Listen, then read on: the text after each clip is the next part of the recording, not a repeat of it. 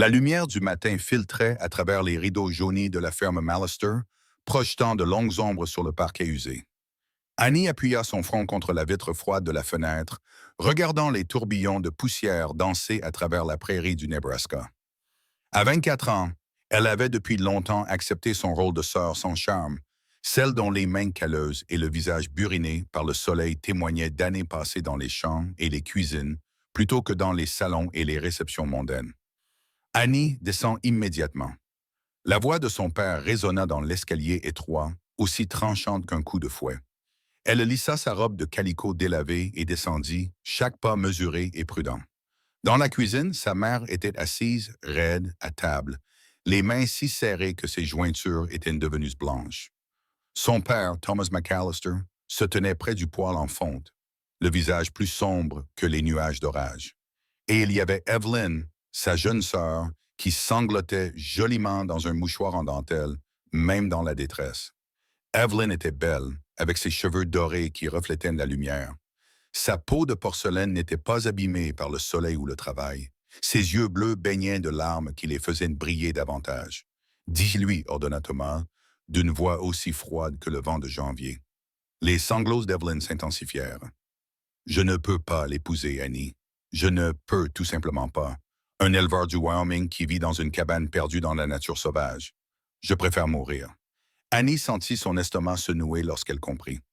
Pendant 6 mois, Evelyn avait échangé des lettres avec un éleveur nommé Jesse Hartland en réponse à son annonce pour trouver une épouse par correspondance. La famille avait fait de la fête lorsqu'il avait envoyé de l'argent pour payer son voyage vers l'Ouest. Cela signifiait une bouche de moins à nourrir et un mariage respectable pour leur belle-fille. « Tu as donné ta parole », dit calmement leur mère, Margaret, mais ses yeux reflétaient de la compassion pour son enfant préféré. « J'étais confuse. Je ne savais pas à quoi je m'engageais », se lamenta Evelyn. De plus, Samuel Morrison m'a rendu visite. Il est propriétaire du magasin général. Je pourrais rester ici, près de la civilisation, près de ma famille. Ça suffit. Thomas frappa du poing sur la table. Tu as pris l'argent de cet homme, tu as fait des promesses, la réputation de cette famille. Alors laisse Annie partir. Les mots tombèrent des lèvres d'Evelyn comme des pierres dans une eau calme. Silence. Annie sentit tous les regards se tourner vers elle. « Quoi ?» murmura-t-elle. Evelyn se redressa, ses larmes cessant miraculeusement. « Monsieur Hartland ne m'a jamais vu. Nous n'avons échangé que des lettres et cette seule photo, celle où l'on distingue à peine les traits. Annie pourrait prendre ma place. Elle est plus faite pour ce genre de vie, de toute façon. » Annie sentit sa poitrine se serrer. Plus faite parce qu'elle était simple, parce qu'elle était déjà usée par le travail, parce que personne en ville ne lui ferait de demande en mariage de toute façon. « C'est malhonnête, » dit Annie en retrouvant sa voix. « Vraiment? » Thomas l'étudia d'un regard calculateur. « Vous êtes toutes les deux des filles de McAllister. Il a publié une annonce pour trouver une épouse, et il en aura une. D'ailleurs, ses lèvres esquissèrent un sourire cruel. Quelle perspective as-tu ici? Tu crois qu'un homme te courtisera alors que ta sœur est disponible? » La vérité était plus douloureuse que n'importe quelle gifle. Annie avait vu pendant des années les regards des hommes se détourner d'elle pour se poser sur Evelyn. Elle avait servi des rafraîchissements lors de réceptions, tandis qu'Evelyn dansait. Elle s'était occupée de la ferme pendant qu'Evelyn participait au pique-nique de l'église et à la construction des granges. « Je ne lui mentirai pas, » dit Annie avec fermeté. « Alors dis-lui la vérité quand tu arriveras, » répondit Thomas et en haussant les épaules. « Laisse-le décider. Mais tu y iras, ma fille. Tu honoreras l'engagement de cette famille. Père, je t'en prie, c'est décidé. » Il se retourna pour partir, puis s'arrêta. « Tu pars jeudi matin. Tu ferais mieux de commencer à emballer le peu que tu possèdes. » Les 2 jours passèrent dans un brouillard. Leur mère l'aida à faire ses valises, pliant les quelques robes d'Annie, toutes pratiques, toutes raccommodées plusieurs fois, dans une petite malle. Elle y ajouta la Bible de sa mère, quelques conserves pour le voyage et des articles de première nécessité. Evelyn l'évita complètement, mais Annie l'entendit rire avec ses amis mardi après-midi, déjà remise de sa crise.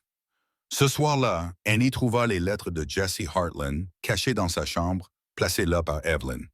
Elle les lut à la lueur d'une bougie, essayant d'imaginer l'homme chez qui elle allait être envoyée. Son écriture était soignée, cultivée. Il décrivait son ranch, 200 acres dans le Wyoming, son bétail et ses chevaux, les montagnes qui touchaient le ciel. Il parlait aussi de sa solitude, même s'il essayait de la dissimuler entre les descriptions de sa vie quotidienne. Il avait 31 ans, était un vétéran de la guerre et avait construit sa maison de ses propres mains. Il voulait une compagne, quelqu'un d'assez forte pour la vie à la frontière, mais d'assez douce pour faire de sa maison un foyer. Et Annie toucha les lettres avec délicatesse. Il avait écrit à Evelyn, loué sa photo, l'avait imaginé dans sa maison. Que penserait-il quand Annie, simple et usée par le travail, descendrait de la diligence? Le jeudi se leva, gris et glacial. La famille se rassembla à la gare routière, leur souffle formant des nuages dans l'air glacial. D'autres voyageurs s'affairaient, un pasteur se rendant au Colorado, une famille déménageant en Californie, deux hommes à l'air rude qui restaient entre eux. Souviens-toi, dit Thomas, en prenant Annie à part. Tu représentes cette famille, ne nous fais pas honte. Sa mère l'embrassa sur la joue et lui mit un petit paquet dans les mains. Des bonbons à la menthe, murmura-t-elle. Pour le voyage. Evelyn se tenait à l'écart, magnifique dans son manteau de laine bleue. Pendant un instant, leurs regards se croisèrent. Quelque chose vacilla dans le regard d'Evelyn. De la culpabilité peut-être, ou du soulagement. Puis elle détourna les yeux. En voiture, tout le monde! Cria le conducteur. Annie monta dans la diligence, se faufilant entre le pasteur et une femme corpulente qui rendait visite à sa fille. Alors que la diligence démarrait, elle se retourna une fois. Sa famille s'éloignait déjà. Seule sa mère se retourna, levant une main en signe d'adieu. Le voyage semblait interminable. Ils s'arrêtaient à des stations de paysage pour changer de chevaux et manger à la hâte du bœuf dur et des biscuits encore plus durs. Le paysage passa des terres agricoles familières à une prairie infinie, puis à un terrain montagneux et rocheux. Annie avait mal au dos à cause des secousses constantes. Sa robe de voyage était couverte de poussière malgré ses efforts pour la garder propre. Le pasteur, le révérend Palmer, se montra aimable. Il partagea les nouvelles de ses journaux, parla des villes en pleine expansion dans l'Ouest, des opportunités pour ceux qui étaient assez courageux pour les saisir. La femme corpulente, Madame Kretik, se plaignait constamment de la poussière, de la nourriture, du logement. « Et pourquoi allez-vous dans le Wyoming, ma chère ?» demanda Madame Kretik le troisième jour, lorsque l'ennui l'emporta sur la bienséance. « Pour me marier, » répondit Annie doucement. « Oh, comme c'est romantique! Un amoureux resté au pays, une relation épistolaire. » Les yeux de Madame Kretik s'illuminèrent d'intérêt. « Une épouse par correspondance, ma chère. Est-ce courageux ou désespéré? » Elle rit de sa propre plaisanterie. Annie se tourna pour regarder le paysage défiler. Courageuse ou désespérée? Peut-être les deux, peut-être ni l'un ni l'autre. Elle était simplement Annie Mallister, envoyée pour remplir l'obligation de sa sœur, portant le poids de l'honneur familial sur ses épaules. Les montagnes se rapprochaient, austères et magnifiques contre le ciel infini. Quelque part dans leur ombre attendait Jesse Hartland, qui s'attendait à une beauté aux cheveux dorés, qui écrivait de douces lettres et promettait de faire de sa maison un foyer. Au lieu de cela, il allait avoir Annie, la simple et honnête Annie, qui en savait plus sur le labour que sur la poésie, plus sur la conservation que sur la beauté. Elle toucha les lettres dans la poche de son manteau.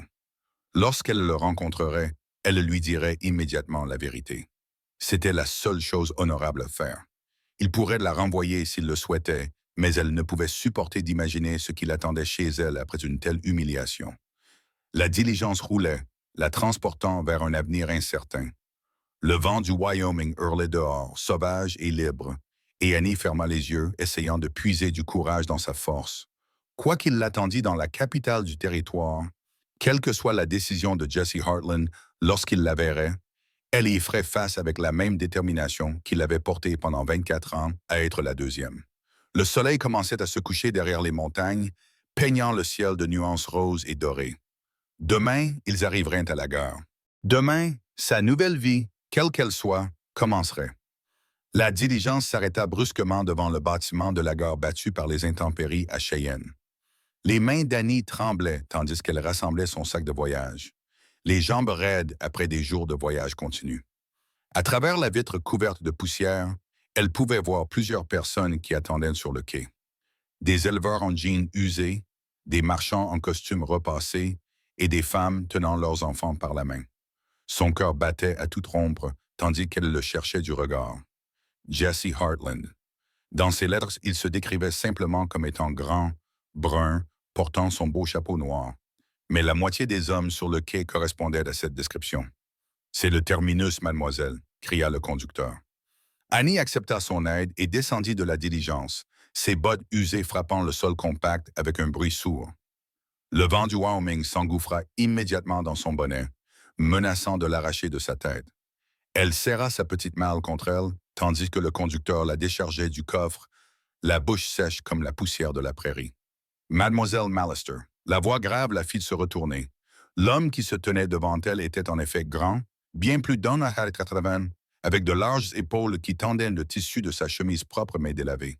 Des cheveux foncés apparaissaient sous son chapeau noir, et son visage était anguleux, buriné par le soleil et le vent. Mais ce sont ses yeux qui l'ont frappé, gris comme le ciel d'hiver, sérieux, inquisiteur. C'était Jesse Hartland, et il la regardait avec une confusion à peine dissimulée. Annie déglutit péniblement et redressa les épaules. Elle s'était promis de dire la vérité immédiatement. Monsieur Hartland, je suis Annie McAllister, la sœur d'Evelyn. Il fronça les sourcils. Sa sœur? Oui, je dois vous dire quelque chose tout de suite. Evelyn n'a pas pu venir. Elle a changé d'avis au sujet du mariage. Mon père m'a envoyé à sa place. Les mots se bousculaient dans sa bouche. Je sais que ce n'est pas ce à quoi vous vous attendiez, et je comprendrai si vous voulez me renvoyer dans la prochaine diligence. J'ai assez d'argent pour elle ne viendra pas. Ce n'était pas une question. Sa voix était neutre, indéchiffrable. Annie secoua la tête, la honte lui brûlant les joues. Je suis désolé. Je leur ai dit que ce n'était pas juste, mais vous êtes venu à sa place. Mon père a insisté, mais je ne vous tiendrai pas responsable de quoi que ce soit. Vous attendez Evelyn et je ne suis pas elle. Jesse l'observa longuement. Annie se força à rester immobile sous son regard scrutateur, même si elle avait désespérément envie de lisser sa robe froissée par le voyage ou de remettre en place les mèches de cheveux bruns qui s'étaient échappées de son bonnet. Elle savait ce qu'il voyait. Une femme ordinaire aux mains rugueuses et à la peau bronzée, rien à voir avec la beauté dorée de la photo. « Vous avez voyagé seul pendant 5 jours ?» demanda-t-il finalement. « Oui, à travers un territoire encore à moitié sauvage où les Indiens et les hors-la-loi peuvent causer des problèmes. La diligence était bien gardée. Pour épouser un homme que vous n'avez jamais rencontré, un homme qui ne vous écrivait même pas. » Annie leva le menton. « Pour honorer l'obligation de ma famille et pour vous dire la vérité afin que vous puissiez choisir. » Son expression changea. Pas exactement de chaleur, mais un léger adoucissement autour de ses yeux. « Je vois. » Il souleva sa malle comme si elle ne pesait rien. « Mon chariot est par là. »« Mais vous ne voulez pas? Il fait presque nuit. Il n'y aura pas d'autre diligence avant 3 jours. Vous viendrez au ranch ce soir.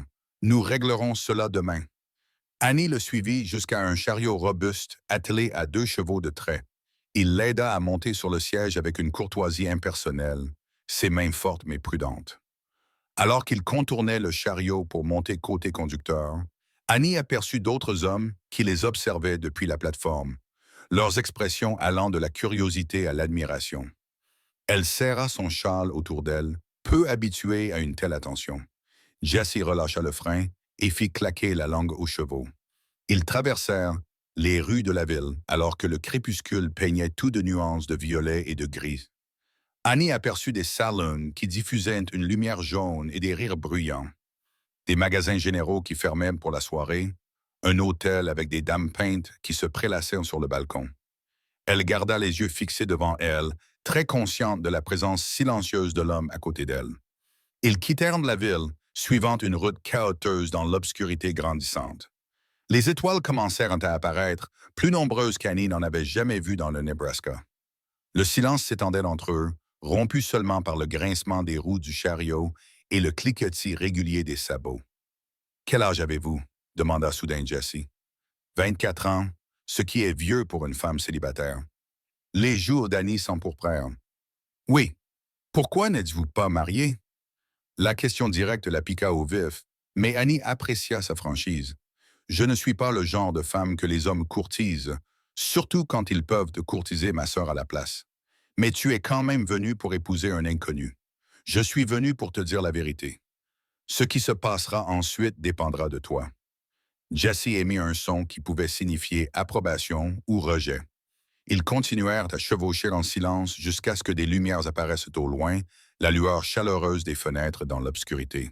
C'est le ranch, dit-il. À mesure qu'ils s'approchaient, Annie pouvait distinguer la forme des bâtiments.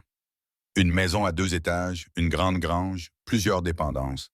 C'était plus imposant qu'elle ne l'avait imaginé, ce qui témoignait d'un travail acharné et d'une planification minutieuse.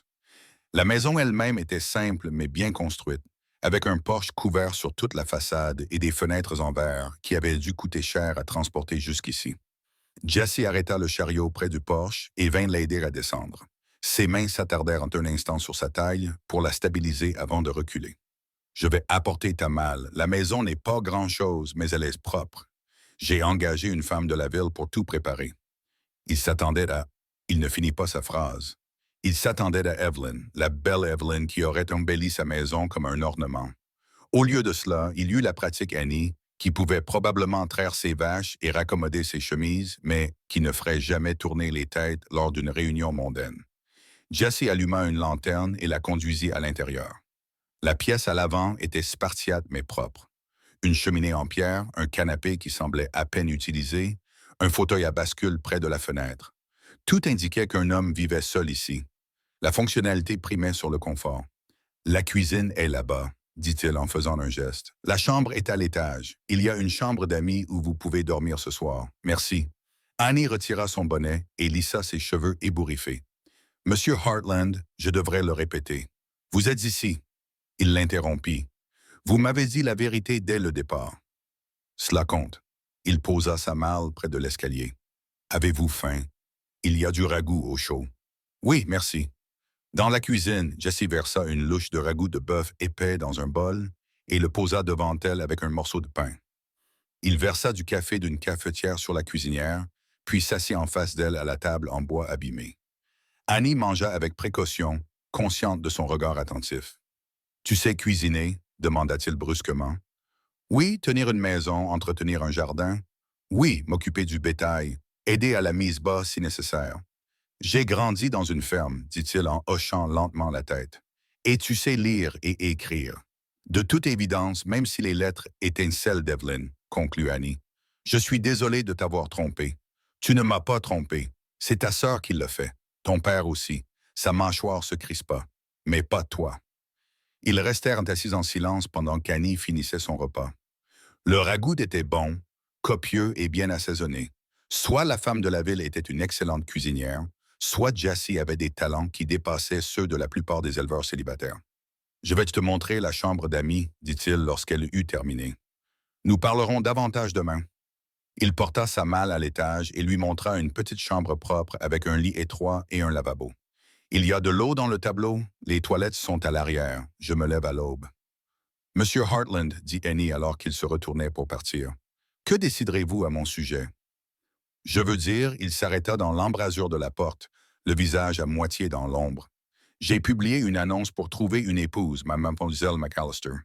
Une partenaire avec qui partager cette vie. Votre sœur me l'avait promis dans ses lettres, puis elle a manqué à sa parole. Vous êtes venu ici en sachant que je pourrais vous rejeter, mais vous êtes venu quand même. Vous m'avez dit la vérité quand même. Il resta silencieux pendant un moment. Je prendrai ma décision en fonction de qui vous êtes, pas de qui vous n'êtes pas. Il ferma la porte, laissant Annie seule avec la lumière vacillante de la lanterne. Elle s'effondra sur le lit, soudainement épuisée. À travers la fenêtre, elle pouvait voir le vaste ciel du Wyoming, les étoiles éparpillées comme du sel renversé sur du velours noir. Elle pensa à Evelyn, probablement courtisée par Samuel Morrison en ce moment même, riant dans le salon chaleureux de leurs parents. Elle pensa aux yeux gris de Jesse Heartland, sérieux et inquisiteur. Il prendrait sa décision le lendemain. Ce soir, elle était ici, dans cette étrange maison à la lisière de la nature sauvage. Ayant troqué la cage familière du second choix contre les possibilités inconnues d'un nouveau territoire, Annie enfila sa chemise de nuit et se lava le visage à l'eau fraîche. Allongée dans le lit étroit, écoutant les bruits inconnus de la maison qui s'installaient et les coyotes qui hurlaient au loin, elle se demanda ce que le lendemain lui réservait. Jesse la renverrait-il? La garderait-il par obligation ou verrait-il peut-être quelque chose en Annie Mallister qui mériterait qu'il la choisisse? Le vent faisait vibrer les fenêtres et quelque part dans la maison, elle entendait les pas de Jessie, réguliers et assurés. Demain apporterait ce qu'il apporterait. Ce soir, elle avait dit la vérité, et cela, comme il l'avait dit, comptait pour quelque chose. L'aube arriva tôt dans le territoire du Wyoming. Annie se réveilla au son du chant du coq et des mugissements lointains du bétail. Pendant un instant, elle oublia où elle était, puis la réalité la rattrapa. Le ranch de Jesse Hartland, la chambre d'amis, l'avenir incertain qui l'attendait en bas. Elle s'habilla rapidement de sa deuxième plus belle robe, une robe en calicot marron qui avait connu des jours meilleurs, mais qui était propre et repassée. Ses mains effectuèrent automatiquement les gestes familiers pour attacher ses cheveux, mais elle se surprit à prendre un soin particulier à lisser les mèches rebelles qui s'échappaient toujours au niveau des tempes. La maison était calme lorsqu'elle descendit des escaliers. À travers la fenêtre de la cuisine, elle pouvait voir Jessie déjà au travail dans la grange, sa grande silhouette se déplaçant avec une grâce économique. Annie examina la cuisine. Une bonne cuisinière, des provisions suffisantes, mais tout était rangé comme l'aurait fait un homme vivant seul. Sans réfléchir, elle commença à préparer le petit déjeuner. Lorsque Jessie entra, en tapant des bottes sur le seuil, elle avait des biscuits en train de dorer dans le four, du bacon qui grésillait dans la poêle et un café assez fort pour faire flotter un fer à cheval. Il s'arrêta net, observant la scène. « Vous n'étiez pas obligé. J'ai l'habitude d'être utile, » dit simplement Annie, sans se détourner de la cuisinière.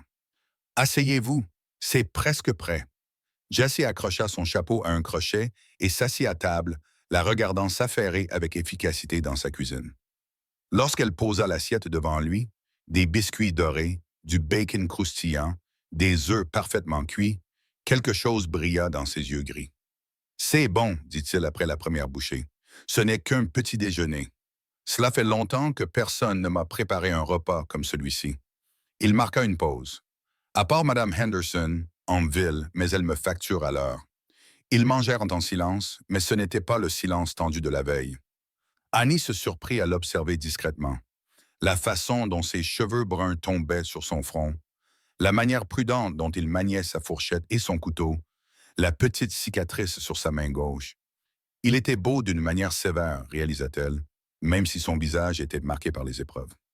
Après le petit déjeuner, Jessie s'éloigna de la table. « Je dois vous parler franchement, mademoiselle Mallister. » L'estomac d'Annie se noua, mais elle soutint son regard avec assurance. « J'apprécie la franchise. J'ai besoin d'une femme, pas pour faire joli ou pour les visites mondaines. De toute façon, il y a très peu de mondanité par ici. J'ai besoin d'une partenaire, quelqu'un qui puisse supporter le travail, l'isolement, les saisons difficiles. Quelqu'un qui ne s'effondrera pas et ne s'enfuira pas lorsque les vents hivernaux souffleront ou que la sécheresse estivale brûlera tout. Je comprends. Et vous? » Ses yeux cherchèrent les siens. La voisine la plus proche est Hattie Rose Fletcher, à 13 kilomètres à l'est. La ville est à une journée de route. En hiver, nous pouvons être coupés du monde pendant des semaines. Il n'y a pas de produits de luxe, pas de soirées mondaines chaque semaine, pas de famille qui vient dîner le dimanche. « Monsieur Hartland, » dit Annie doucement, « j'ai passé ma vie à travailler. Je sais ce qu'est l'isolement, être dans une pièce bondée et se sentir seul parce que personne ne vous voit derrière votre sœur plus jolie. Je peux m'occuper de votre jardin, entretenir votre maison, vous aider avec le bétail si nécessaire. Je n'ai pas peur des saisons difficiles. » Jessie resta silencieux pendant un long moment. Puis il se leva. « Venez avec moi. » Il la conduisit dehors dans l'air vif du matin. Le ranch s'étendait devant eux, avec sa grange solide, ses enclos où paissaient des chevaux et quelques vaches laitières, et ses poules qui picoraient dans la cour. Au loin se dressaient les montagnes, dont les sommets étaient déjà couronnés de neige, alors que l'automne venait à peine de commencer. « 200 acres, » dit Jessie. « Je l'ai construit à partir de rien après la guerre. Chaque poteau de clôture, chaque bâtiment a été placé de mes propres mains. » Il fléchit inconsciemment ses doigts couverts de cicatrices. « Ce n'est pas grand-chose comparé à certaines propriétés, mais c'est à moi. À nous, » s'il s'interrompit. « Si tu décides de me garder, » termina Annie. « Si nous décidons de nous convenir l'un à l'autre, » corrigea-t-il. « Je ne suis pas un homme facile, mademoiselle McAllister. La guerre a laissé des traces. J'ai des sauts d'humeur, des jours sombres. Je travaille de l'aube jusqu'à la tombée de la nuit. Je ne parle pas beaucoup. Je ne suis pas une femme facile, répondit Annie. Je dis ce que je pense. Je suis aussi simple qu'un poteau de clôture. Je ne sais ni chanter, ni jouer du piano, ni faire de la couture délicate. Je ne serai jamais l'ornement qu'Evelyn aurait été. Je n'ai pas besoin d'un ornement. Sa voix était rauque. J'ai besoin de quelqu'un de vrai. Un cavalier apparut à l'horizon, avançant rapidement. La main de Jesse se posa instinctivement sur sa hanche, où Annie remarqua qu'il ne portait pas d'arme, bien que son geste suggérait qu'il en avait porté une autre fois. Le cavalier se révéla être un jeune homme d'une vingtaine d'années, aux cheveux blonds et au sourire facile. Il s'arrêta dans un nuage de poussière et salua Annie de la main. « Bonjour, Jesse. Voici la nouvelle Madame Heartland. »« Celle McAllister ?» corrigea Jesse. « Annie, voici Jonah Cooper.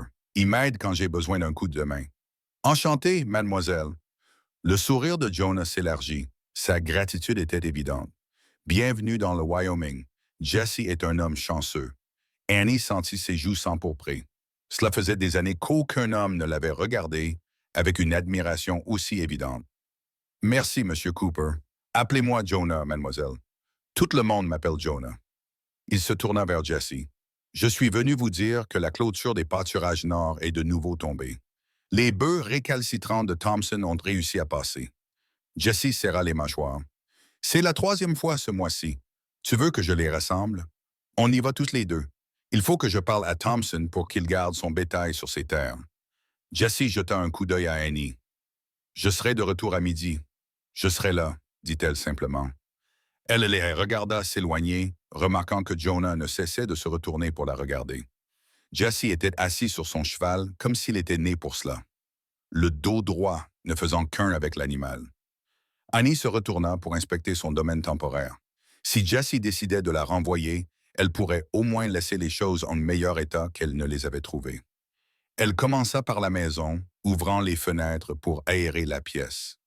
La pièce principale n'avait besoin que d'être dépoussiérée et de réorganiser les meubles pour profiter de la lumière du matin. Elle trouva la chambre de Jesse à l'étage, aussi dépouillée qu'une cellule de moine. Le lit était fait avec une précision militaire, une Bible sur la table de chevet, seule touche personnelle. Dans un coffre au pied du lit, elle découvrit un uniforme de l'Union soigneusement plié et, en dessous, des lettres attachées avec de la ficelle. Annie ne les lut pas. Elles ne lui étaient pas destinées, mais elle remarqua qu'elles étaient adressées au sergent Jesse Heartland. La plus récente était datée de 1865. Au moment où elle entendit des chevaux approcher, Annie avait mis du pain à lever, fait tremper des haricots pour le dîner et battu le tapis du salon. Elle était dans le jardin, en train d'évaluer ce qui pouvait être sauvé de la tentative de Jesse de cultiver des légumes, lorsqu'une voix de femme l'interpella. « Bonjour, vous devez être la mariée. » La femme, qui descendait d'un chariot brinque-ballant, avait peut-être 50 ans, les cheveux grisonnants et le visage buriné par le temps. Elle portait un pantalon d'homme sous sa jupe et des bottes qui avaient connu des jours meilleurs. Son sourire était aussi chaleureux que le soleil d'été. « Je m'appelle Hattie. Rose Fletcher, votre voisine la plus proche, est venue voir si Jesse s'était enfin marié. »« Annie Mallister ?» répondit Annie en s'essuyant les mains sur son tablier. « Et pas encore mariée. C'est compliqué. Chérie, tout ce qui concerne Jesse Heartland est compliqué. » Les yeux de Hattie Rose étaient perspicaces mais bienveillants. « Allez, viens prendre un café. Tu me raconteras tout. Cet homme a besoin du point de vue d'une femme et il ne le demandera certainement pas. » Elles s'assirent bientôt à la table de la cuisine, la cafetière entre elles. Annie se retrouva à raconter toute l'histoire. Evelyn, la remplaçante, la réaction réservée de Jesse. « Donc, tu n'es pas la jolie sœur, » dit Hattie Rose sans détour. « Tant mieux, la jolie sœur ne tiendrait qu'un hiver ici avant de retourner en civilisation. »« Toi, cependant, dit-elle en observant Annie d'un œil expérimenté, tu as de l'endurance, je le vois. Il pourrait encore me renvoyer. »« Peut-être, mais j'ai vu comment ce garçon, Jonah, te regardait. » Jesse l'a vu aussi. Rien de tel qu'un peu de concurrence pour clarifier les pensées d'un homme. Il n'y a pas de concurrence. Monsieur Heartland ne sait pas encore ce qu'il veut, Hattie. Rose l'interrompit. Les hommes sont parfois comme ça, trop pris par leurs attentes pour voir ce qui se trouve juste devant eux. Elle se leva pour partir. Un conseil, n'essaie pas d'être comme ta sœur, sois toi-même. Jessie Heartland n'a que faire des faux-semblants. Après le départ de Hattie Rose, Annie continua à travailler. Elle trouvait satisfaction à mettre de l'ordre dans la maison et à redonner vie au jardin négligé. Lorsque Jessie revint au coucher du soleil, il la trouva en train d'arroser les plants de tomates qui peinaient à pousser. Laisse-moi faire, dit-il en lui prenant le seau des mains. Ensemble, ils arrosèrent le jardin, tandis que le ciel se teintait de nuances roses et dorées. Jessie travailla à ses côtés dans un silence confortable, suivant ses conseils pour savoir quelles plantes sauver et lesquelles arracher. Jonah demanda à venir dîner. Il dit qu'ils avaient bien fait en terminant. Annie comprit ce qu'il ne disait pas, que Jonah était intéressé, que c'était une sorte de test. Bien sûr, il y en avait en abondance. Le dîner fut très animé avec Jonah. Il parla suffisamment pour tous les trois, racontant des anecdotes sur la vie au ranch. Il interrogea Annie sur le Nebraska, complimentant tout, des haricots à la façon dont elle avait disposé les fleurs sur la table. Des fleurs sauvages que Jessie n'avait même pas remarquées. Jessie devint plus silencieux au fur et à mesure que le repas avançait, ses yeux gris passant d'Annie à Jonah. Lorsque Jonah proposa d'aider à faire la vaisselle, Jessie intervint. « Il se fait tard. Mieux vaut rentrer avant la nuit noire. » Jonah sourit imperturbable. « Vous avez raison, mademoiselle Annie. Ce fut un plaisir de dîner avec vous. J'espère que nous pourrons recommencer bientôt. » Après son départ, Annie et Jessie ont nettoyé en silence. Pendant qu'elle lavait et qu'il essuyait, Annie a senti le poids de la décision qui pesait entre eux. « C'est un homme bien, » a finalement déclaré Jessie. « Jeune, enthousiaste, il monte sa propre affaire. Il te courtiserait comme il se doit si tu me renvoyais. » La main d'Annie s'immobilisa dans l'eau savonneuse. « C'est ce que tu as décidé? » Jessie posa l'assiette où il était en train d'essuyer et se tourna vers elle. À la lumière de la lampe, son visage était tout en ombre et en angle. « Je n'ai rien décidé, sauf que cette maison semble déjà différente depuis que tu es là, et qu'elle semble vivante. » Le cœur d'Annie fit un bond, mais elle garda une voix calme. « Les maisons ont besoin d'être entretenues, comme les jardins, comme tout le reste ici. » « Oui, acquiesça Jessie doucement. »« C'est vrai. » Il n'ajouta rien. Mais Annie sentit quelque chose changer entre eux. Pas une décision prise, mais une possibilité reconnue. Demain apporterait ce qu'il apporterait. Ce soir, elle avait un endroit où vivre, même si c'était temporaire, et pour l'instant, cela lui suffisait. 2 semaines passèrent au rythme du travail et d'une distance prudente. Annie se levait chaque matin à l'aube pour préparer le petit déjeuner. Jessie mangeait dans silence, puis disparaissait dans les tâches interminables de la vie au ranch. Elle s'occupait de la maison, entretenait le jardin, raccommodait ses vêtements sans qu'il le lui demande. Ils évoluaient l'un autour de l'autre comme des danseurs qui connaissaient les pas, mais ne se touchaient jamais. Le soir où Annie trouva les lettres, tout changea. Elle nettoyait le petit bureau du salon lorsque le tiroir s'est coincé. En le secouant, elle a fait tomber un paquet de papiers qui se sont éparpillés sur le sol. En les ramassant, elle s'est rendue compte qu'il s'agissait des lettres de Jessie à Evelyn, celles qu'il n'avait jamais envoyées, des brouillons raturés et réécrits. Elle n'aurait pas dû les lire, elles ne lui étaient pas destinées, mais son regard s'est posé sur le nom de sa sœur et elle était perdue. « Chère mademoiselle Mallister », commençait l'une d'elles. L'écriture était moins soignée que dans les lettres qu'Evelyn avait reçues. « Je ne suis pas douée avec les mots. La guerre m'a appris beaucoup de choses, notamment la facilité de parler aux gens, en particulier aux femmes. Mais je vais essayer de vous dire la vérité. » Annie s'enfonça dans le fauteuil, lisant malgré elle. Les lettres révélaient un Jessie différent, un Jessie qui luttait pour exprimer la solitude qui l'aidait, qui écrivait sur les cauchemars qui le réveillaient en sueur dans l'obscurité, qui aspirait à trouver quelqu'un avec qui partager non seulement son travail, mais aussi ses silences. La terre ici prend plus qu'elle ne donne. Il l'avait écrit dans un brouillon. Elle demande de la sueur, du sang, parfois même de l'espoir. Mais quand elle rend l'appareil, quand le soleil se couche sur les montagnes et que le monde se perd d'or, quand un nouveau veau se tient debout sur ses pattes tremblantes, quand la pluie arrive enfin après la sécheresse, cela vaut la peine de s'accrocher.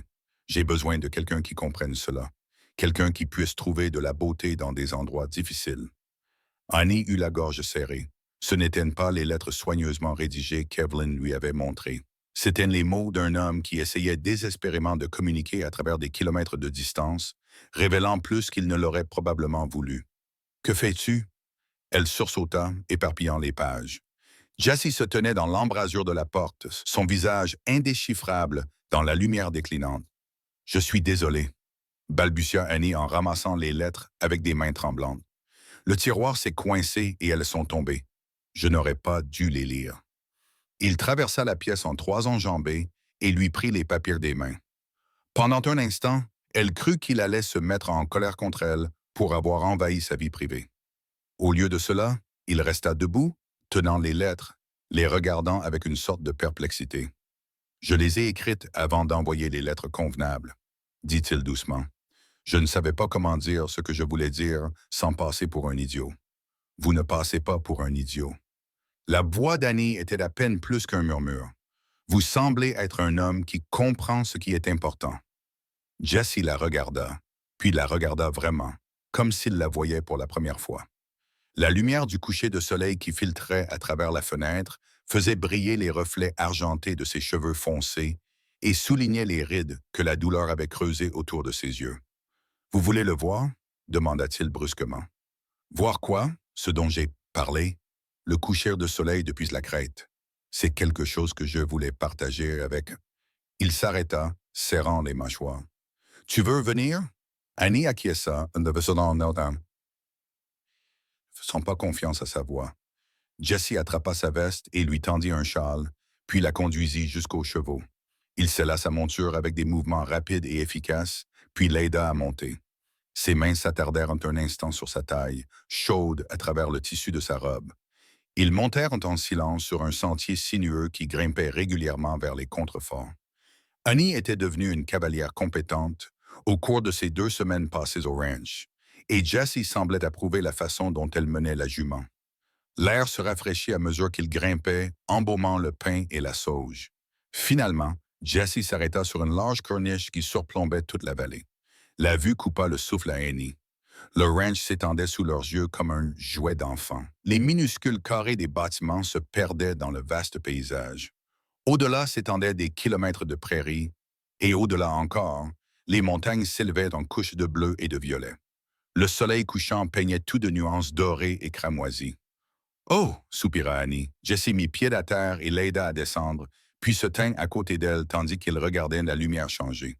« Je viens ici quand le monde devient trop lourd, » dit-il doucement. « Pendant la guerre, je me souvenais de cet endroit. Ça m'aidait parfois à rester sain d'esprit, de savoir qu'il était là, qui m'attendait. C'est magnifique.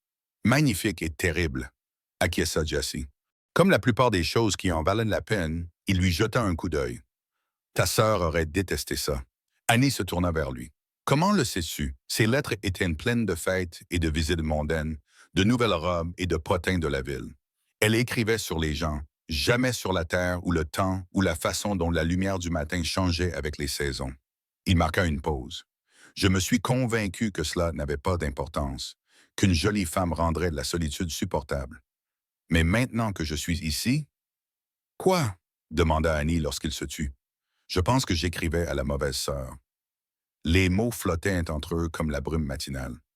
Le cœur d'Annie battait à tout rompre dans sa poitrine, mais elle se força à rester immobile, à attendre. « Je ne suis pas un homme facile, » continua Jessie, les yeux fixés sur l'horizon.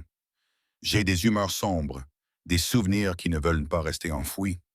Certaines nuits, je me réveille encore avec l'odeur de la poudre à canon et du sang. Je travaille jusqu'à l'épuisement pour essayer de fuir mes fantômes. Je ne suis pas doué avec les mots ou les gestes tendres. Je ne sais pas comment courtiser une femme comme il se doit. »« Je n'ai pas besoin d'être courtisée, » dit Annie doucement.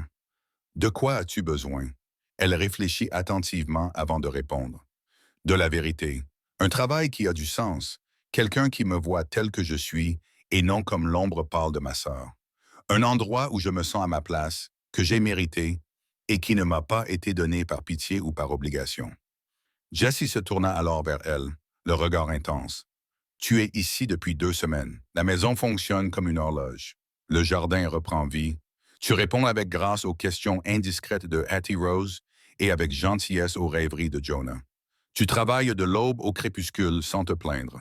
Tu as lu mes lettres stupides et tu n'as pas ri. Elles n'étaient pas stupides. Annie, son nom sur ses lèvres était rude, incertain. Je vais te poser une question et j'ai besoin que tu y répondes honnêtement.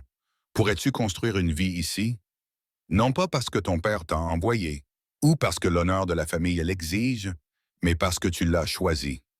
Le soleil avait presque disparu. Le ciel était embrasé par les dernières lueurs. Au loin, un faucon criait, tournoyant dans le vent. Annie regarda cet homme dur et solitaire qui avait construit quelque chose à partir de rien, qui portait des blessures qui ne guériraient peut-être jamais complètement, qui l'avait amené à partager son lieu sacré. Je l'ai choisi chaque jour, dit-elle. Chaque repas que je cuisine, chaque chemise que je raccommode, chaque matin où je me réveille et recommence. Je ne suis pas ici pour mon père ou pour l'honneur de ma famille. Je suis ici parce que elle prit une inspiration, parce que j'ai l'impression que c'est ici que je dois être. La main de Jessie trouva la sienne, calleuse et chaude. Je ne peux pas te promettre que ce sera facile. Je ne peux pas te promettre que ce sera doux. Mais je peux te promettre la vérité, le partenariat, le respect. Peut-être qu'avec le temps, s'interrompit-il. Peut-être suffit-il. Et il ajouta, peut-être est un début. Ils restèrent debout ensemble tandis que la dernière lueur s'évanouissait, les mains enlacées, regardant les étoiles apparaître une à une. La terre s'étendait devant eux, rude et belle, exigeante et généreuse. Elle leur prendrait tout ce qu'ils avaient et leur en demanderait davantage. Mais debout là, avec la présence solide de Jessie à ses côtés, Annie ressentit quelque chose qu'elle n'avait pas prévu. Pas seulement de l'acceptation ou de la résignation, mais une possibilité. Nous devrions rentrer, dit finalement Jessie. La température baisse rapidement une fois que le soleil est se couché. Mais il ne lâcha pas sa main immédiatement. Et Annie ne se retira pas. Pendant un instant encore, ils restèrent debout au bord du monde. Deux personnes qui s'étaient trouvées grâce à une erreur et à l'honnêteté, grâce à des lettres destinées à quelqu'un d'autre et à des vérités destinées l'une à l'autre. Le trajet du retour fut silencieux, mais c'était un silence différent de celui de l'aller. Ce n'était pas la distance prudente entre deux étrangers, mais le silence complice de deux personnes qui s'étaient comprises. Alors qu'ils dételaient les chevaux dans la grange, à la lumière d'une lanterne, Annie sentit leur rythme changer. Ils restaient prudents, continuaient d'apprendre, mais ils avançaient désormais ensemble plutôt que l'un à côté de l'autre. « Annie, dit Jessie alors qu'ils marchaient vers la maison, demain, je vais en ville. Je vais voir le pasteur pour savoir ce qui va se passer ensuite. Si tu es sûr. Je suis sûr. Il acquiesça et elle vit l'ombre d'un sourire effleurer ses lèvres. Alors j'irai. Cette nuit-là, Annie s'allongea dans le lit étroit de la chambre d'amis, sachant que ce serait l'une de ses dernières nuits là-bas. Bientôt, elle déménagerait dans la chambre au bout du couloir, dans le lit aux coins militaires et à la Bible solitaire. Elle assumerait non seulement le travail d'épouse de rancher, mais aussi la tâche plus difficile d'être l'épouse de Jessie, d'apprendre à comprendre ses silences, à surmonter ses tempêtes, à construire quelque chose de réel à partir des cendres de lettres mal adressées. Ce ne serait pas la romance dont Evelyn avait rêvé, mais ce serait vrai, et ce serait à eux, et peut-être que cela valait plus que toutes les belles promesses du monde. La tempête arriva 3 jours après que Jessie se fut rendue en ville pour parler au pasteur. Annie se réveilla au son du tonnerre qui grondait dans la vallée comme des tirs d'artillerie et au mugissement urgent du bétail en détresse. À travers sa fenêtre, elle pouvait voir Jessie qui traversait déjà la cour, son imperméable fouetté par le vent, se dirigeant vers la grange. Elle s'habilla rapidement, enfilant sa robe la plus solide et les vieilles bottes que Jessie lui avait trouvées. Lorsqu'elle arriva dans la cuisine, la pluie martelait les fenêtres avec une violence inouïe. À travers le chaos, elle distinguait à peine Jessie et Jonah, qui avaient dû partir à l'aube, aux prises avec quelque chose près de la grange. Annie attrapa son châle et se précipita dans la tempête.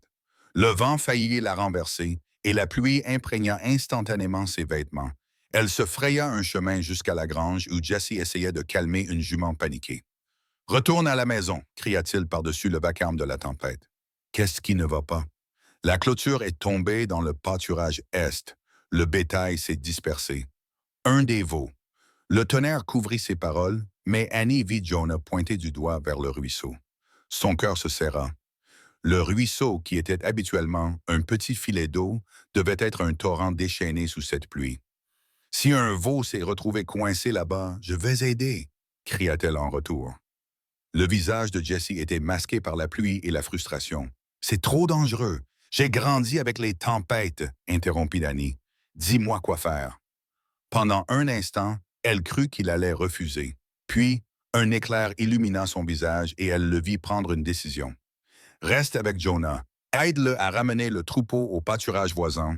Je vais chercher le veau. Il était parti avant qu'elle ait pu protester, disparaissant dans le rideau de pluie gris. Jonah apparut à ses côtés, de l'eau ruisselant de son chapeau. Par ici, Malani, nous devons les faire demi-tour avant qu'ils n'atteignent la falaise. Ce qui suivit fut une bataille contre la nature elle-même. Annie avait déjà travaillé avec du bétail, mais jamais dans de telles conditions. La pluie avait transformé le sol en une boue traîtresse. Le bétail, normalement docile, était devenu sauvage de peur. Elle et Jonah luttaient pour les faire demi-tour, utilisant leurs chevaux et leur détermination pour éloigner les animaux paniqués du danger. Pendant tout ce temps, Annie ne cessait de penser à Jessie, seule dans la tempête. Le ruisseau devait être mortel à présent, ses berges s'effondrant, ses eaux couleur chocolat emportant des débris. Un faux pas, un moment d'inattention. Là, indiqua Jonah, les derniers bovins se dirigeaient vers un endroit sûr. On les a eus. Où est Jessie? Annie faisait déjà demi-tour avec son cheval. Le ruisseau. Il est parti à la recherche d'un veau. Quel idiot, marmonna Jonah, mais il y avait de l'admiration dans sa voix. C'est tout Jessie. Il ne perdra pas une seule tête s'il peut l'éviter. Ils galopèrent vers le ruisseau, la tempête commençant à montrer des signes d'affaiblissement.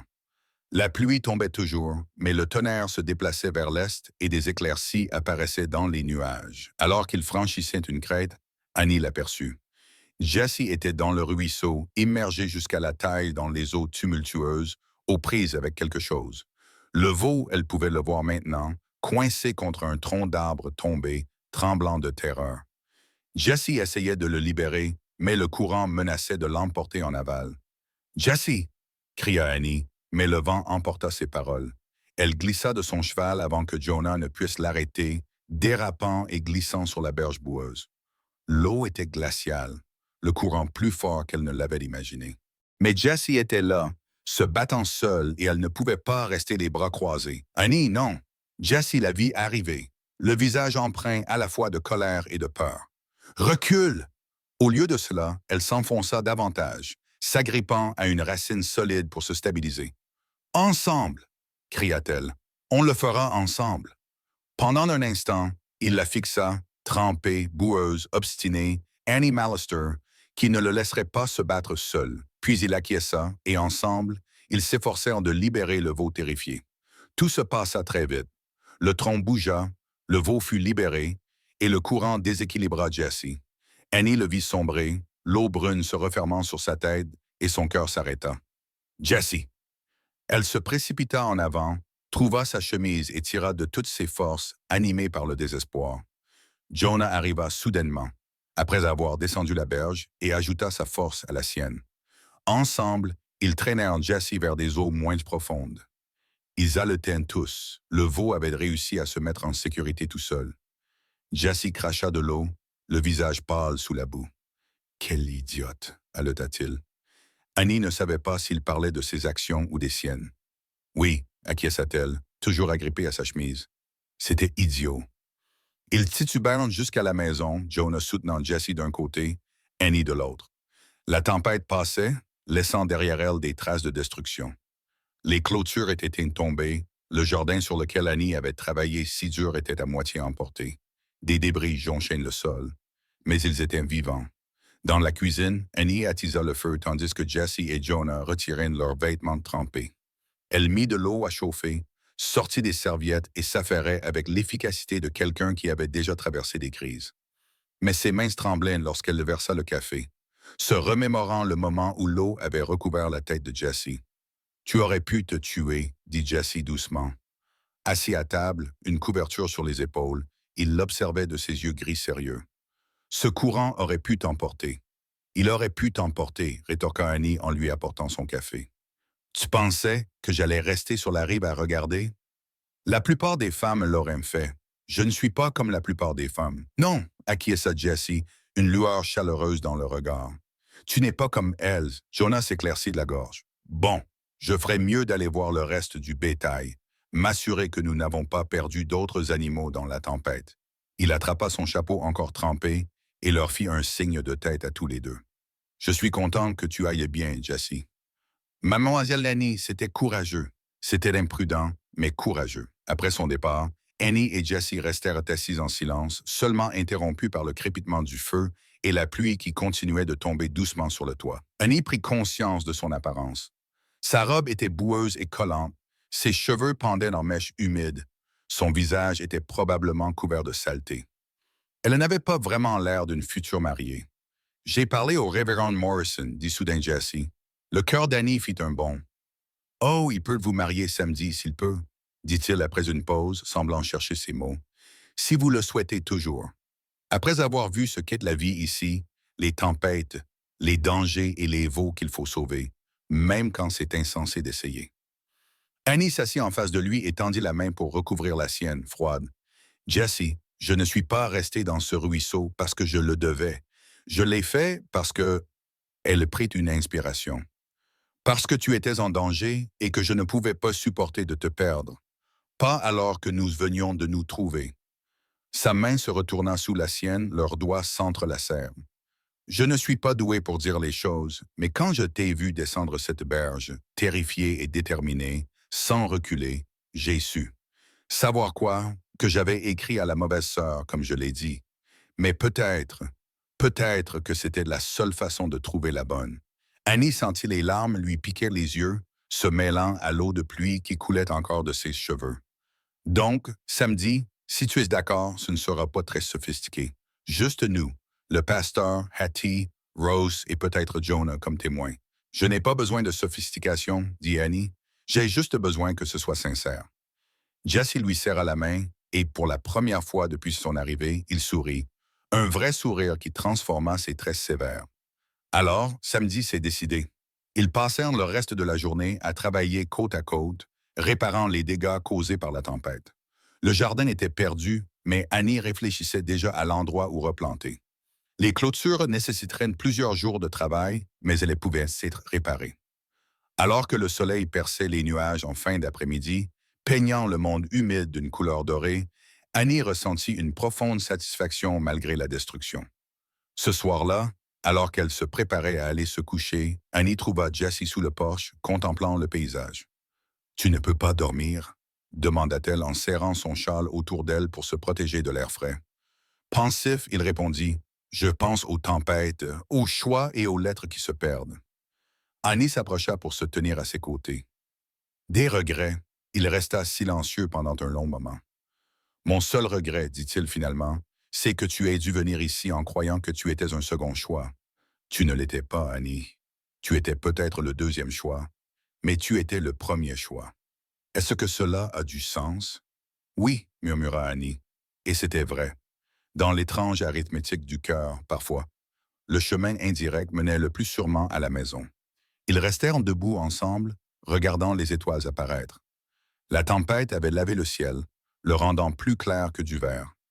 Dans 3 jours, elle serait Annie Hartland, femme d'éleveur, partenaire dans cette vie difficile et magnifique. Ce n'était pas le conte de fées dont Evelyn avait rêvé, mais c'était réel, solide et leur. Et cela, pensa Annie, alors que la main de Jessie trouvait la sienne dans l'obscurité, valait plus que tous les beaux rêves du monde. La lettre arriva le matin du mariage d'Annie. Elle était dans la cuisine en train de repasser sa plus belle robe, une simple robe en laine grise que Hattie Rose l'avait aidée à retoucher pour qu'elle lui aille parfaitement, lorsque Jessie revint de ses tâches matinales. Son visage était indéchiffrable lorsqu'il lui tendit l'enveloppe. « Elle vient du Nebraska, » dit-il doucement. « C'est l'écriture de ta sœur. » La main d'Annie s'immobilisa sur le fer à repasser. Elle fixa la lettre comme si c'était un serpent à sonnette, prêt à frapper. Bien sûr, Evelyn écrivait maintenant qu'Annie avait enfin trouvé ses marques et commençait à croire en la vie qu'elle était en train de se construire. « Tu veux la lire seule? » demanda Jessie. Annie posa le fer à repasser avec une précision minutieuse. « Non, quoi qu'elle ait à dire, tu devrais l'entendre aussi. » Ses doigts tremblaient légèrement lorsqu'elle brisa le seau. L'écriture fleurie d'Evelyn s'étalait sur la page, aussi décorative et inconsistante que de la dentelle. « Ma chère Annie, lut-elle à haute voix, j'espère que cette lettre te trouvera en bonne santé, même si j'avoue m'inquiéter constamment pour ta situation. Tu dois tellement souffrir, exilé dans ce que c'était endroit désolé à cause de l'entêtement de père. Je t'écris pour t'annoncer une merveilleuse nouvelle. Samuel Morrison m'a libéré de notre accord. Il a trouvé mon sacrifice de t'envoyer loin trop douloureux à supporter, sachant à quel point je devais me languir de la vie qui m'était destinée. » Jessie poussa un son qui pouvait être du dégoût. Annie continua à lire, la voix calme malgré la colère qui montait en elle. « J'ai convaincu père que tout cet arrangement était une terrible erreur. Monsieur Heartland comprend sûrement maintenant que tu ne peux pas remplir le rôle d'une épouse de rancher. Tu as toujours été plus douée pour des tâches plus simples. Je suis certaine qu'il doit regretter la connexion que nous avons établie à travers nos lettres, cette communion des esprits et des cœurs que la simple présence physique ne peut remplacer. » Annie serra les mains sur le papier. « Elle continue, dit-elle d'un ton sec. Écoute ça. Je suis prête à honorer mon engagement initial. Monsieur Heartland n'a qu'à m'envoyer un message et je viendrai immédiatement prendre la place qui me revient. Toi, ma chère sœur, tu peux rentrer chez toi, là où est ta place. Père a accepté cette solution. Après tout, Monsieur Heartland mérite la mariée qui lui a été promise, pas un pâle substitut. Ne considère pas cela comme un échec, Annie. Certains d'entre nous sont destinés à de plus grandes choses et il n'y a aucune honte à reconnaître ses limites. » Elle posa la lettre sur la table, la lissant de ses mains qui auraient voulu la froisser. La cuisine était silencieuse, à l'exception du tic-tac de l'horloge et du bruit lointain du bétail. « Elle a tort, » dit finalement Jessie, la voix rauque d'émotion contenue. « Vraiment? » Annie sentit l'amertume envahir sa voix. « Elle est belle, accomplie, tout ce que tu pensais obtenir alors qu'elle a tort, » répéta Jessie avec plus de fermeté. Il contourna la table, prit les épaules d'Annie dans ses mains et la força à le regarder dans les yeux. « Annie, j'ai besoin que tu m'écoutes. Que tu m'écoutes vraiment. » Annie leva les yeux vers lui et vit son propre reflet dans ses yeux gris. Annie, simple et pragmatique, avec ses mains usées par le travail et sa peau burinée par les intempéries. « Ta sœur écrit de jolies lettres, » dit Jessie lentement. « Mais ce ne sont que des lettres, de jolis mots sur du papier qui ne signifiaient rien. Elle écrivait à propos de fêtes auxquelles je n'assistais jamais, de personnes que je ne rencontrais jamais, d'une vie qui n'avait rien à voir avec cet endroit. J'étais assez seule pour penser que cela n'avait pas d'importance, assez naïve pour croire que la beauté pouvait survivre ici sans substance derrière elle. » Ses mains se resserrèrent sur ses épaules. « Tu es venu ici en t'attendant à être rejeté, mais tu as travaillé quand même. Tu as vu ce qui devait être fait, et tu l'as fait sans qu'on te le demande. Tu es resté à mes côtés pendant la tempête. Tu as risqué ta vie pour un veau qui n'était même pas encore le tien. Tu as fait de cette maison un foyer d'une manière dont je ne soupçonnais même pas le manque. » « Mais elle est égoïste, » l'interrompit Jessie, une sorte de colère brillant dans ses yeux. « Elle n'a pas tenu parole. Elle t'a envoyé à sa place comme si tu valais moins qu'elle. Et maintenant, elle veut revenir et réclamer ce qu'elle a rejeté parce que son autre option a échoué. Ce n'est pas de la beauté, Annie. C'est de la laideur habillée de soie. » Annie sentit les larmes lui brûler les yeux. « J'ai passé toute ma vie à être deuxième après elle. »« Alors arrête, » dit simplement Jessie. « Tu n'es pas deuxième ici. Tu n'es pas une remplaçante ou une substitut.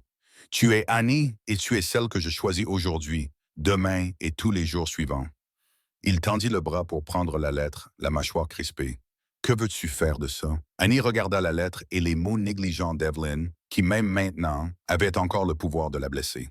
Puis elle regarda le visage de Jessie, sérieux et déterminé, attendant sa décision. « Brûle-la, » dit-elle doucement. « Après le mariage, nous la brûlerons ensemble. » Quelque chose changea dans l'expression de Jessie. De la fierté peut-être, ou du soulagement. « Bien. Maintenant, je crois que Hattie Rose va bientôt arriver pour t'aider à te préparer. Et je... » Il marqua une pause, un léger rougissement envahissant son cou. « Je devrais probablement me raser. » Malgré tout, Annie se surprit à sourire. Ce serait sans doute sage. « Je ne voudrais pas que le révérend Morrison pense que j'épouse un montagnard. » Jessie lui caressa la joue, un geste si doux qu'il lui fit mal au cœur. « 3 heures, Annie. 3 heures et ce sera fait. Légal, contraignant et permanent. Ta sœur peut écrire toutes les lettres qu'elle veut. Après cela, il partit se préparer et Annie retourna repasser sa robe, mais son esprit ne cessait de revenir aux paroles d'Evelyn. Un pâle substitut ne peut en aucun cas remplir ce rôle. Certains d'entre nous sont destinés à de plus grandes scènes. Ça va, chérie? La voix de Hattie Rose depuis l'embrasure de la porte fit sursauter Annie. La vieille femme entra, portant un petit panier et vêtue de sa plus belle robe, d'un bleu profond qui avait connu des jours meilleurs, mais qui était propre et soigné. Je vais bien, répondit Annie machinalement. Hum. Hattie Rose posa son panier et prit la lettre d'Evelyn sur la table, la parcourant rapidement. Son expression s'assombrit à chaque ligne. Cette petite sorcière, le jour même de ton mariage, elle n'a pas tort sur certains points, dit Annie doucement. Je ne suis pas celle que Jessie pensait avoir. Je ne le suis pas. Arrête tout de suite. La voix de Hattie Rose était tranchante. Je connais Jesse Hartland depuis qu'il est revenu de la guerre, brisé et à moitié mort à l'intérieur. Je l'ai vu construire cet endroit planche par planche, essayant de surmonter ses démons. Et je t'ai observé ces dernières semaines. Elle s'approcha et prit les mains d'Annie. Tu sais ce que je vois? Je vois un homme qui sourit maintenant alors qu'il ne le faisait pas avant. Je vois une maison qui semble habitée plutôt que simplement occupée. Je vois une femme qui ne se contente pas de supporter cette vie, mais qui l'embrasse. Ta sœur n'aurait pas tenu une semaine ici, qu'elle soit jolie ou non. Mais les lettres étaient des mensonges, Hattie. Rose le dit sans détour. Peut-être qu'elle ne le voulait pas, mais c'était le cas. Elle a dépeint quelqu'un qui n'existe pas. Une épouse fantasmée qui pourrait être à la fois délicate et décorative tout en survivant à la vie dans l'Ouest. Toi, en revanche, tu es réel. Et c'est de réalité dont Jessie a besoin. Elle ouvrit son panier et en sortit un petit paquet. Assez de ces absurdités. Je t'ai apporté quelque chose. Annie déplia le tissu et découvrit un peigne délicat, en argent incrusté de petites perles. Il était magnifique, plus beau que tout ce qu'elle possédait. Il appartenait à ma mère, dit Hattie Rose d'un ton bourru. Elle le portait lors de son mariage, il y a 50 ans. J'ai pensé que tu aimerais avoir quelque chose de joli pour aujourd'hui, quelque chose qui t'appartienne, et non les restes ou l'ombre de ta sœur. Annie eut la gorge serrée. Hattie Rose, je ne peux pas. Tu peux et tu le feras. Maintenant, préparons-toi. Jesse est déjà assez nerveux comme ça. Ne le fais pas attendre. L'heure suivante passa dans un tourbillon de préparatifs. Hattie Rose se révéla étonnamment douée pour les coiffures, enroulant les boucles brunes d'Annie en un élégant chignon qui mettait en valeur le peigne argenté. La robe grise, fraîchement repassée, était plus belle qu'Annie ne s'en souvenait. Quand elle se regarda dans le petit miroir, elle ne vit pas l'ombre pâle d'Evelyn, mais elle-même. Annie Mallister, bientôt Annie Hartland. Magnifique, déclara Hattie Rose en reculant pour admirer son travail. Je ne suis pas belle, répéta Hattie Rose avec fermeté. Pas comme ta sœur, tout en apparence et en superficialité. Belle comme cette terre. Honnête, forte et endurante. Cela vaut bien plus que la beauté. Un coup à la porte les fit se retourner toutes les deux. La voix de Jonah retentit. Mesdames, Jessie m'a envoyé voir si vous étiez prêtes. Il fait un trou dans le sol de l'église à force de faire les 100 pas. Annie prit une profonde inspiration et lissa une dernière fois sa jupe. Dans la poche de sa robe, elle sentait le poids de la lettre d'Evelyn qui attendait d'être brûlée. Mais cela serait pour plus tard. Pour l'instant, un homme l'attendait. Un homme bon qui la voyait telle qu'elle était vraiment et qui l'avait choisie malgré tout. Je suis prête, répondit-elle, et elle se rendit compte qu'elle le pensait vraiment. L'église était petite, à peine plus grande qu'une chapelle, mais quelqu'un, probablement Hattie Rose, avait disposé des fleurs sauvages dans des bocaux en verre le long de l'allée. Jessie se tenait à l'avant avec le révérend Morrison, et lorsqu'il se retourna pour la regarder entrer, son regard lui fit battre le cœur. Il portait sa plus belle chemise, était fraîchement rasé, ses cheveux bruns soigneusement peignés, mais c'était son expression qui la surprit et la rassura, mêlée à quelque chose qui aurait pu être de l'amour si on lui avait laissé le temps de grandir. Annie marcha vers lui, laissant les mots d'Evelyn derrière elle à chaque pas. C'était son choix, sa vie, son avenir. Pas un second choix, pas un pâle substitut, mais exactement là où elle devait être. Lorsque Jessie prit ses mains devant l'autel, elles étaient fermes et sûres, et Annie sut au plus profond d'elle-même qu'elle était chez elle. La sécheresse commença en mai, 3 mois après le mariage. Au début, cela ne semblait être qu'une période de sécheresse, les pluies printanières s'estompant plus tôt que d'habitude, l'herbe brunissant sur les bords. Mais alors que juin s'écoulait sans une goutte d'humidité et que juillet arrivait avec un ciel de cuivre et un soleil qui brûlait tout ce qu'il touchait, même les anciens commencèrent à s'inquiéter. Annie se tenait à la fenêtre de la cuisine, regardant les tourbillons de poussière danser sur ce qui était autrefois le potager. Les plantes qu'elle avait soigneusement entretenues avaient dépéri malgré ses efforts pour puiser de l'eau dans le puits de plus en plus peu profond.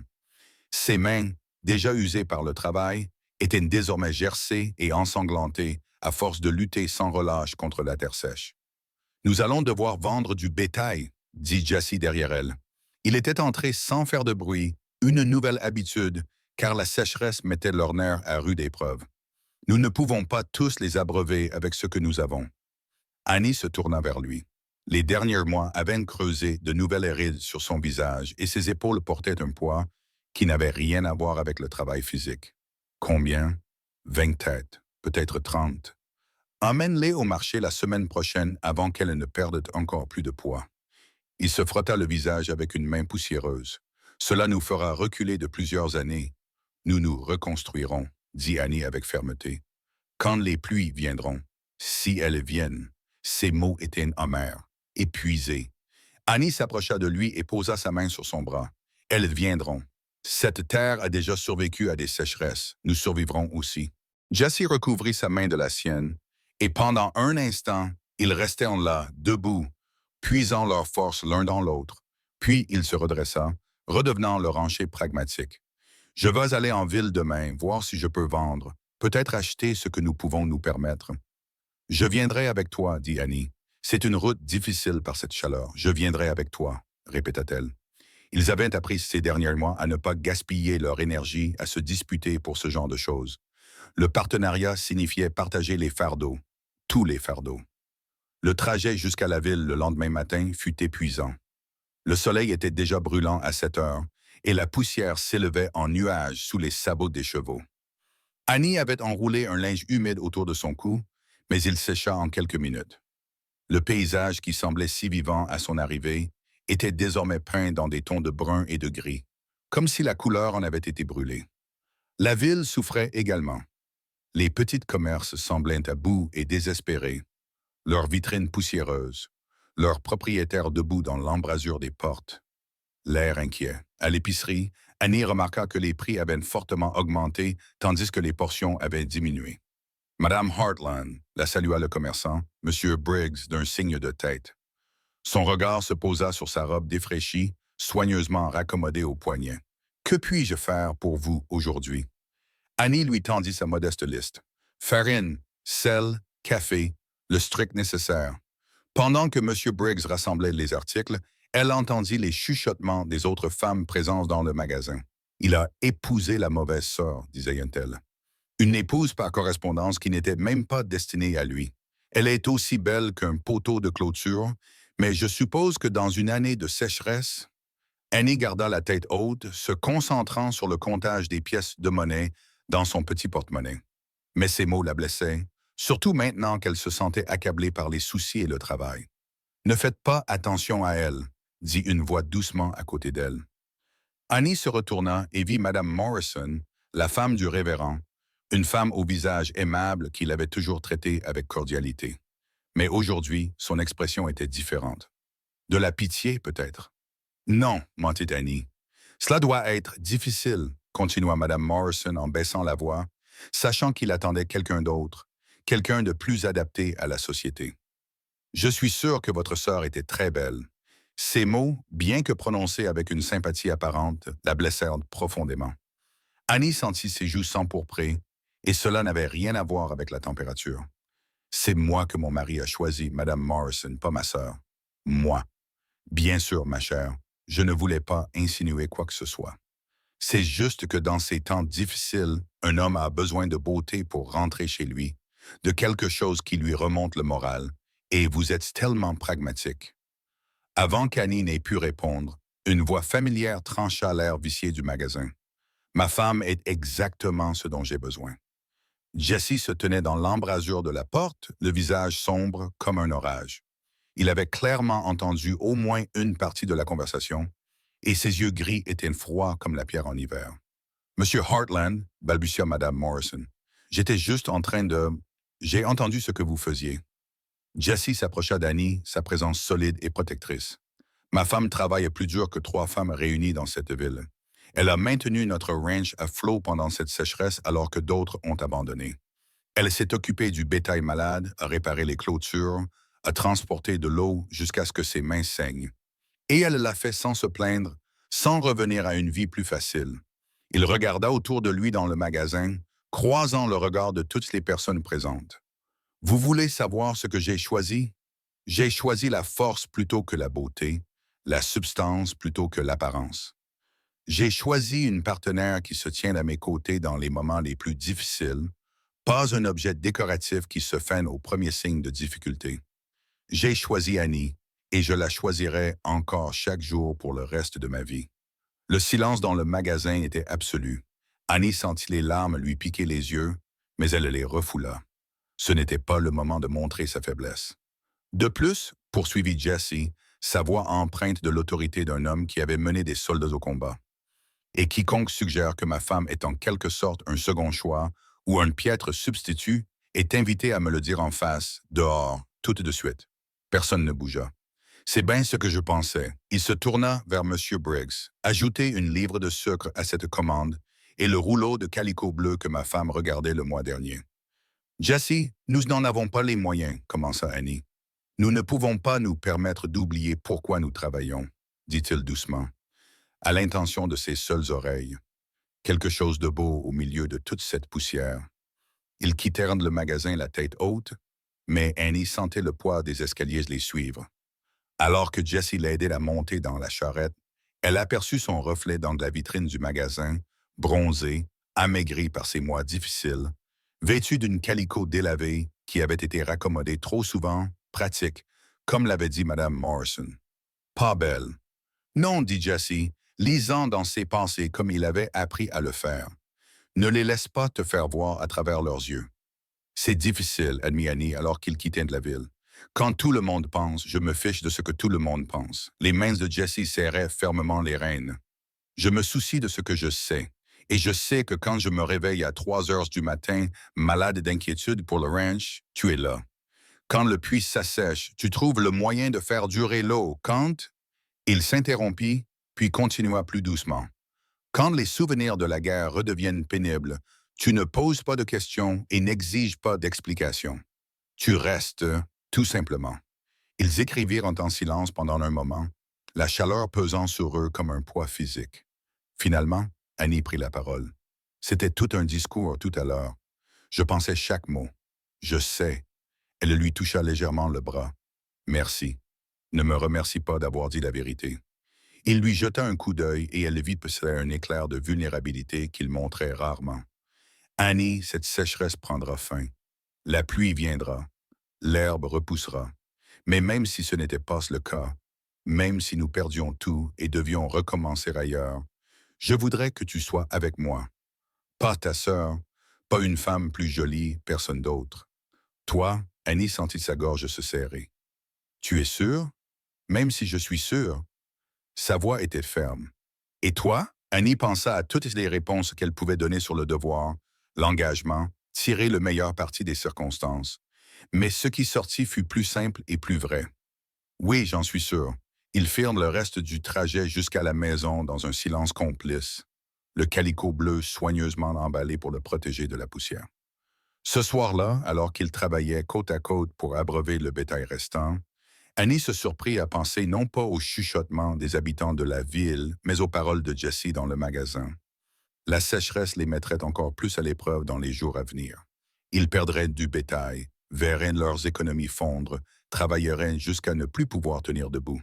Mais ils le feraient ensemble, par choix, de manière pratique, réelle et durable, à l'image de la terre elle-même. Ce soir-là, alors qu'ils étaient assis sous le porche dans l'air légèrement plus frais, Jessie lui prit la main. « Je ne suis pas doué pour les belles paroles, dit-il. Je ne l'ai jamais été, mais tu dois savoir. Tu n'es pas mon deuxième choix, Annie.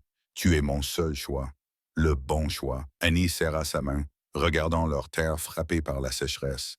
Il pleuvrait à nouveau, l'herbe repousserait, Et ils seraient toujours là, ensemble, prouvant chaque jour que ce qui semble parfois être un second choix aux yeux du monde n'est en réalité que le destin déguisé. Les étoiles tournaient au-dessus de leur tête, brillantes dans le ciel poussiéreux, et Annie se permit d'espérer non seulement la pluie, mais aussi toutes les années à venir, choisies et chéries, exactement telles qu'elles étaient. La calèche apparut à l'horizon en fin d'après-midi, une tache noire sur le brun infini de la terre frappée par la sécheresse.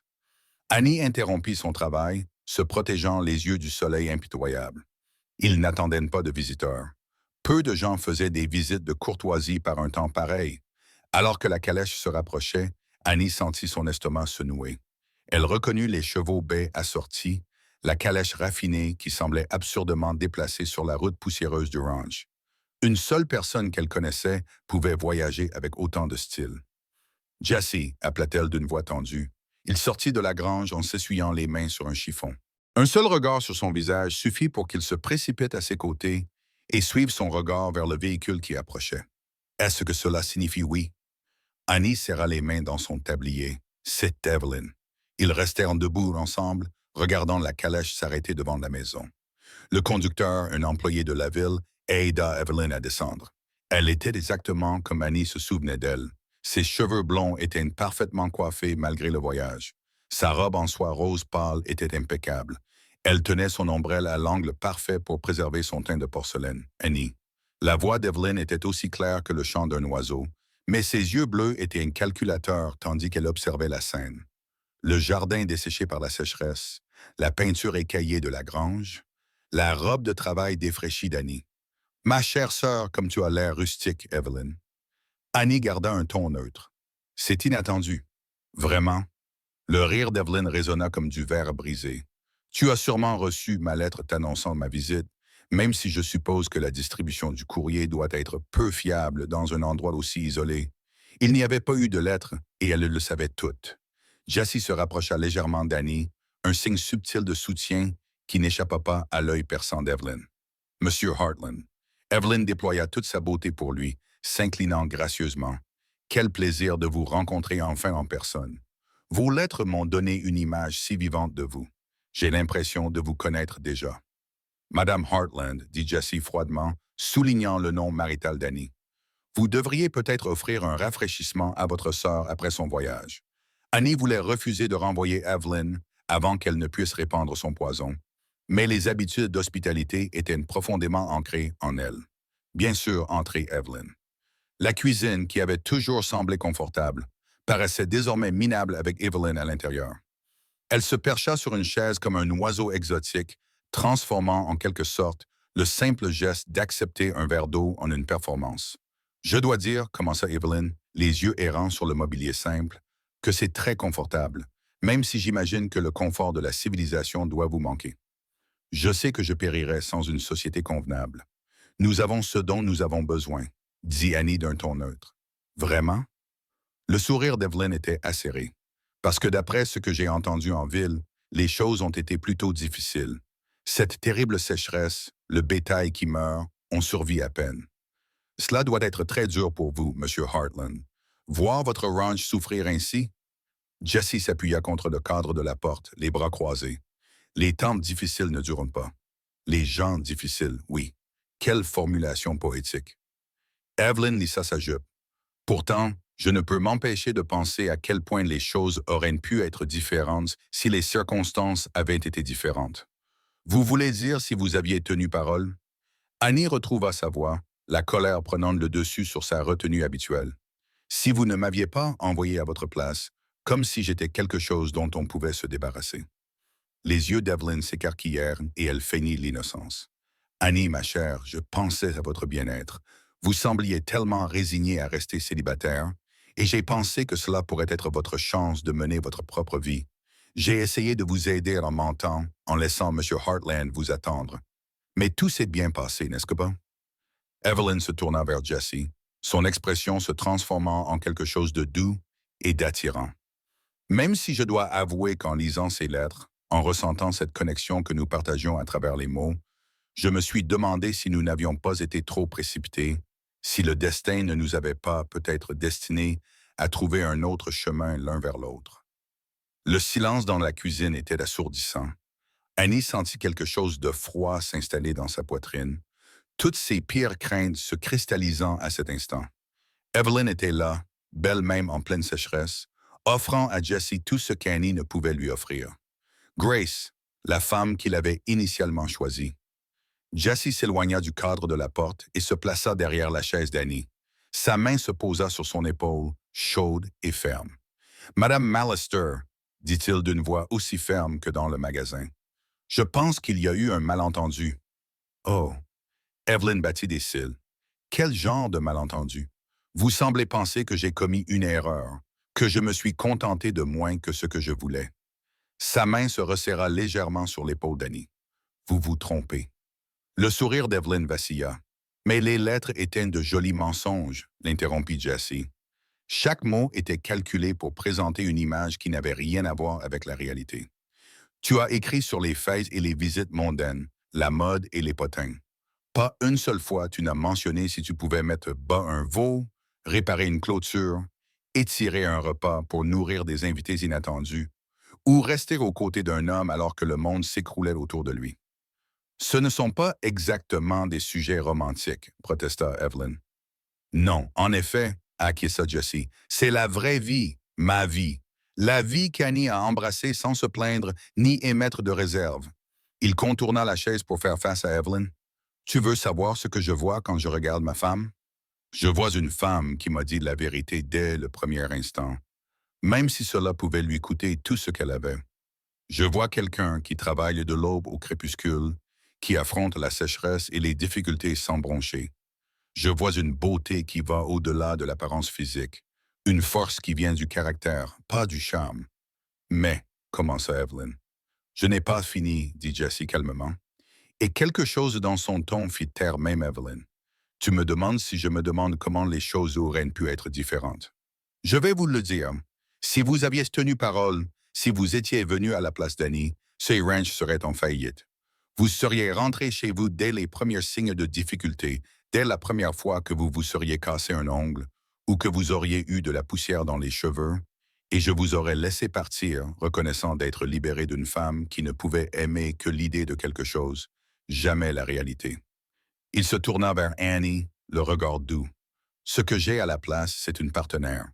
Une femme qui me voit telle que je suis, marquée par la guerre, endurcie par la perte, pas toujours facile à vivre, et qui choisit quand même de rester. Donc, non, Madame McAllister, je ne me pose pas de questions. Je ne regrette rien. Je remercie Dieu chaque jour que vous ayez manqué à votre parole, car cela m'a amené Annie. Annie sentit ses yeux se remplir de larmes, mais elle les refoula. Ce n'était pas le moment de montrer sa faiblesse. Pas avec Evelyn qui guettait le moindre avantage comme un faucon. Le beau visage d'Evelyn s'était durci. Elle avait abandonné toute prétention de douceur. Je vois. Eh bien, dit-elle en se levant et en lissant sa jupe d'un geste brusque et irrité. Je suppose que je ne devrais pas être surprise. L'eau trouve toujours son niveau, après tout. Le fils du commerçant de la ville avait raison. Vous êtes faits l'un pour l'autre, oui, dit Annie doucement, retrouvant enfin sa voix. C'est vrai. Les yeux d'Evelyn se plissèrent. Tu as toujours été d'une noblesse écœurante, Annie. Profite bien de ta sécheresse, de ton ranch en difficulté et de ton... Elle jeta un regard dédaigneux à Jessie. Soldat marqué par les cicatrices.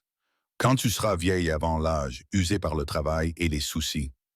Souviens-toi, tu aurais pu rentrer chez toi. J'aurais pris ta place. Je suis chez moi, dit simplement Annie. Et ma place est ici, alors tu es une idiote. Evelyn se dirigea vers la porte. Chauffeur, nous partons. Elle s'arrêta sur le seuil, se retournant pour un dernier coup de grâce. Oh, Annie, Samuel Morrison et moi allons nous marier le mois prochain. Un mariage printanier auquel assisteront toutes les familles les plus en vue. Je ne manquerai pas de t'envoyer une invitation, même si je doute que tu puisses y assister.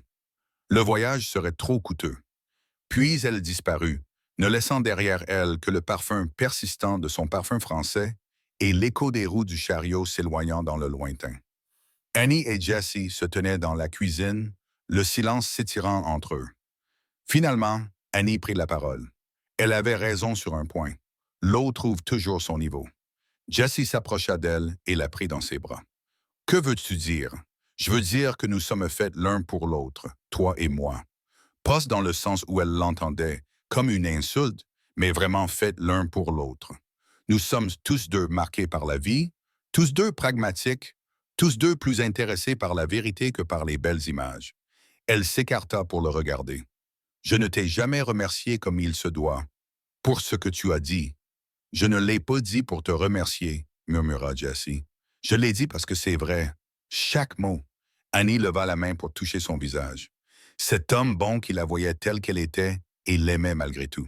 Tu sais ce que j'avais compris? En la regardant assise là, dans sa robe en soie, essayant de nous rabaisser. Quoi?